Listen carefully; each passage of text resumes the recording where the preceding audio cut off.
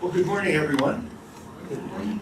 On behalf of the Board of Trustees of the California Institute of Integral Studies, its President Judy Wexler, its School of Consciousness and Transformation, its East-West Psychology Department, and our friends and colleagues from Oroville, I wish you all a warm and cordial welcome, and thank you for your participation in this three-day conference.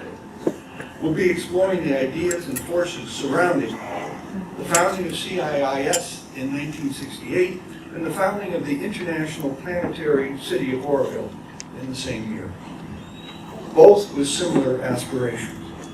I particularly wish to thank our friends from Oroville who have traveled this long distance to be with us, and the timeless organizational efforts of Dr. Debashish Banerjee to bring this conference to fruition. I thank them. My name is Mike Hebel. I'm a member of the CIIS Board of Trustees, as well as a PhD student in the institution's Asian Philosophy and Cultures program. All right? I may be the only current student here who can trace his educational lineage directly to Dr. Haridas Chaudhuri, the founder of CIIS. I met Dr. Chaudhuri in 1966 at his ashram, the Cultural Integration Fellowship, and became his student. And he was the one who introduced me to the Prophet of Life Divine, Sri Aurobindo, as well as Aurobindo's spiritual collaborator, the mother, Mira Alfasa. Well, 1968, what a year. What a year. I just learned from the PM Press, I'm going to call you the director of the PM Press, that 1968 was a significant year for him. He spent most of that year in diapers. But for many of us, we actually lived through it.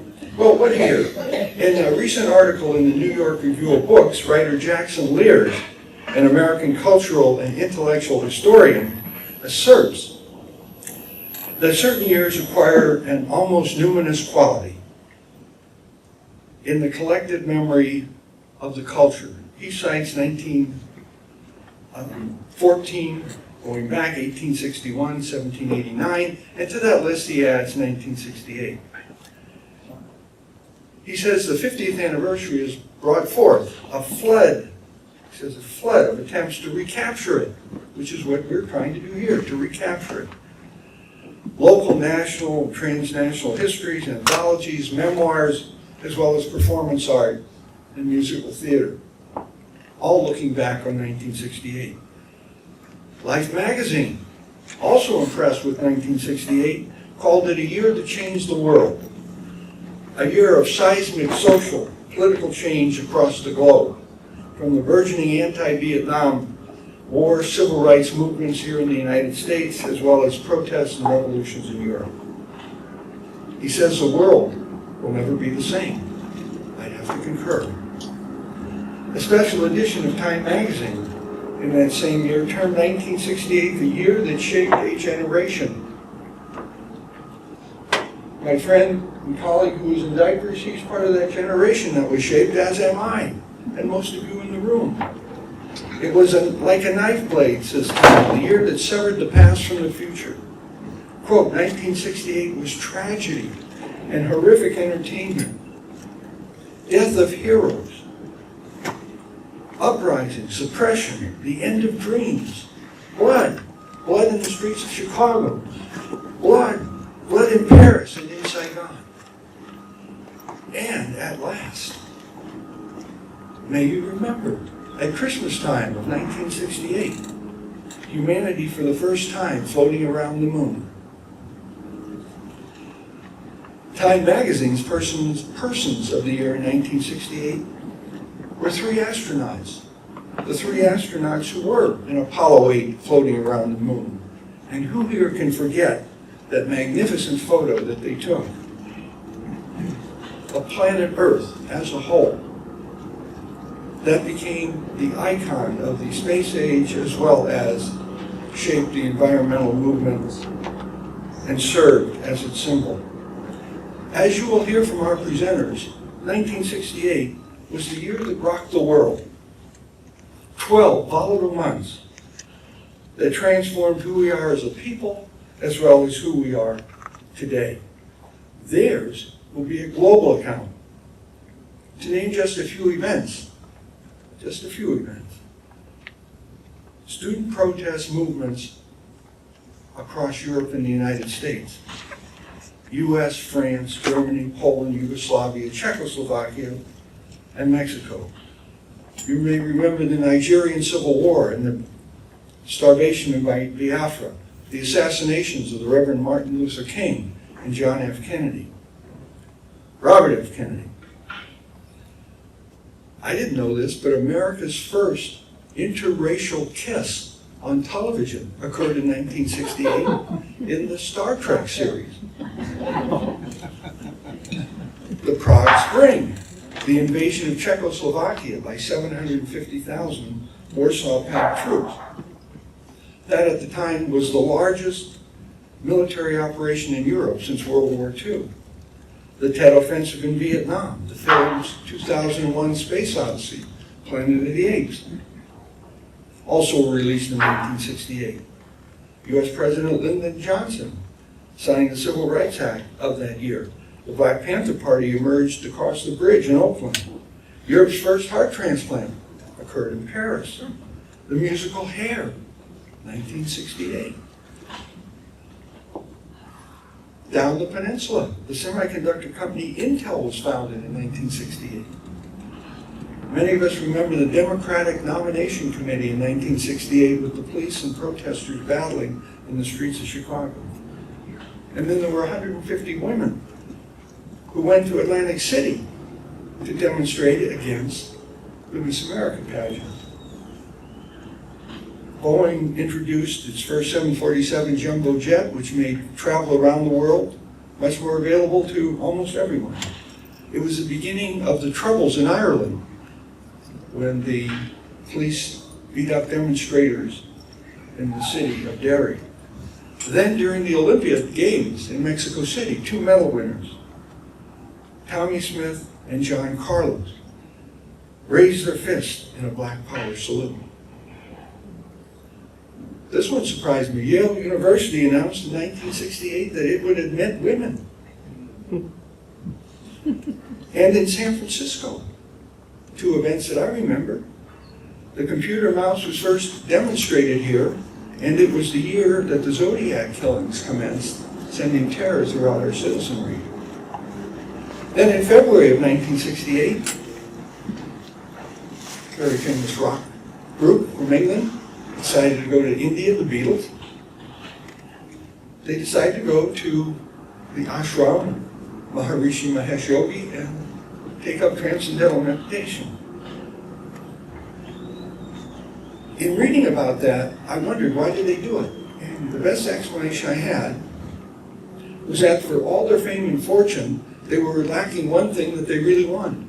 So they went to India to try and find internal peace, peace of mind. Their visit helped change the Western appreciation for the Indian culture, as well as encourage the study of meditation. Life magazine was so impressed with 1968 that they also termed it the year of the Guru. Well, 1968 was epical for me also. I was drafted into the U.S. Army and went through the Ultimate Induction Center. Well, that was a scary event.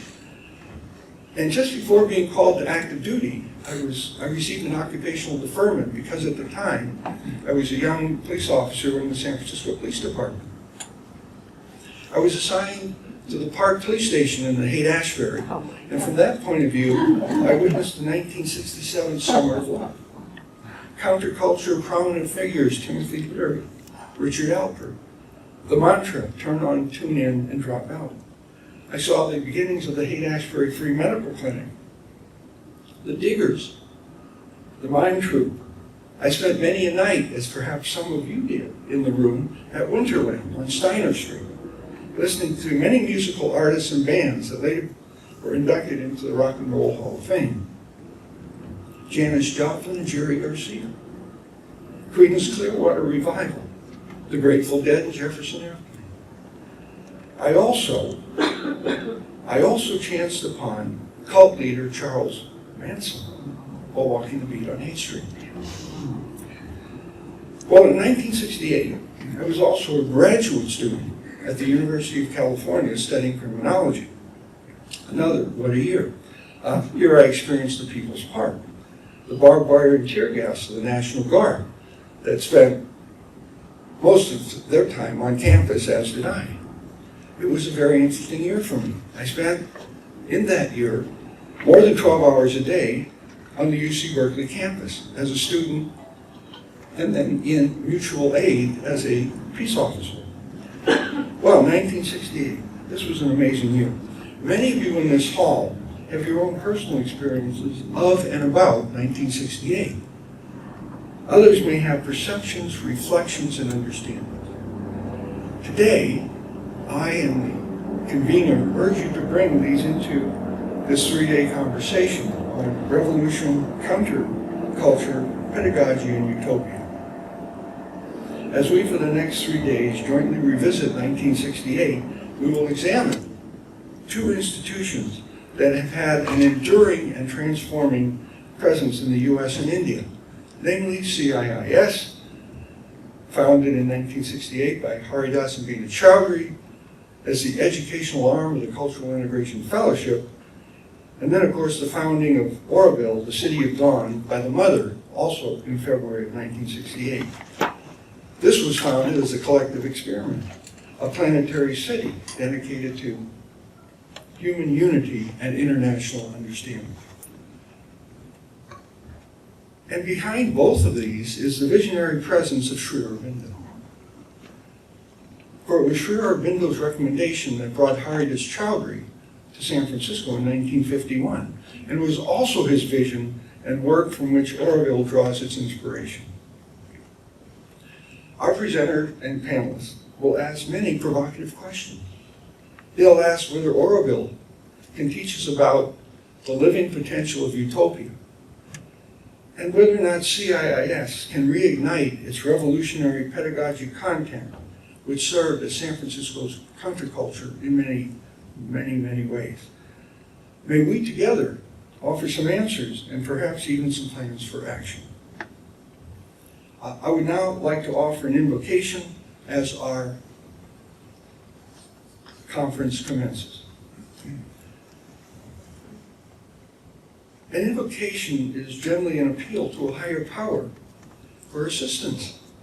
So as I reflected on the history of CIIS and Aurobindo, and most importantly this year, their 50th, their Golden Jubilee, I pondered the appropriate higher power upon which to appeal.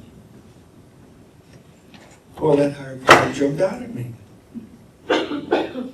It's expressed in the life, teaching, and message of Sri Aurobindo, his spiritual collaborator, the mother, founder of Aurobindo, and his scholar, Haridas Chaudhuri, the founder of our institution. Sri Aurobindo tells us that there is a consciousness within all of us. The very power that strained and strove in the dinosaur, the crab, in the ape, and in the human. It strives still, presses further on, clothes itself in a more and more perfected form as its instrument grows, and creates its own form. He tells us we can grasp the lever of that power, and in so doing, we grasp the lever of transmutation.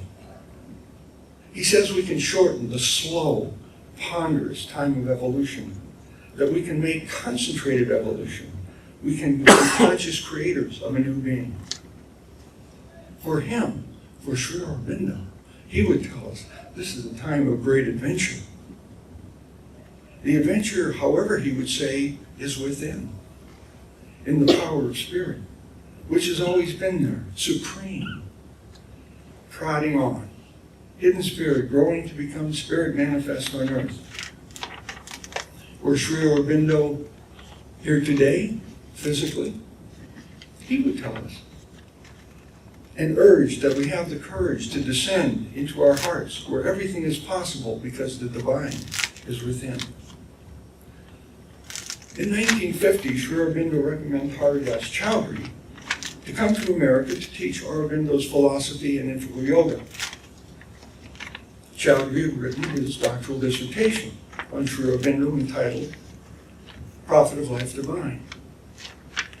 And he was well acquainted, that is, Dr. Chaudhuri, with Aurobindo's fundamental principles of integrated living. In his own way, Dr. Haridas Chaudhuri expressed Aurobindo's spiritual impulse to create life divine on earth, that is, an internationally unified global society inspired by a higher consciousness. Such impulse, in my view, is now growing most prominently in India at Oroville and in the United States at CIIS. Both are now celebrating their 50th year. May we here acknowledge the precious gems that both are.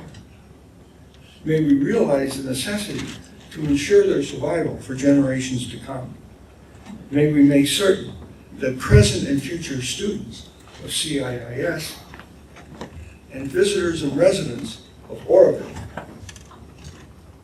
have the opportunity to feel the unity and love that are available in both places, that was planted here by Haridas Chaudhuri and that was planted in Oroville by the mother.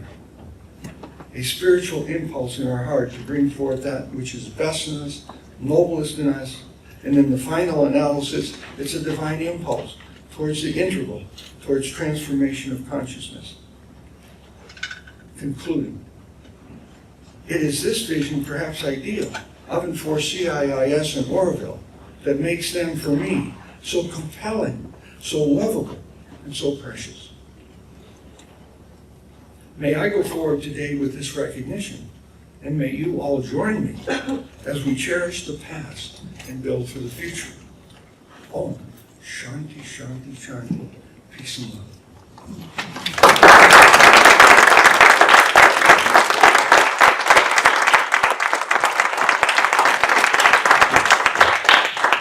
May our conference now commence.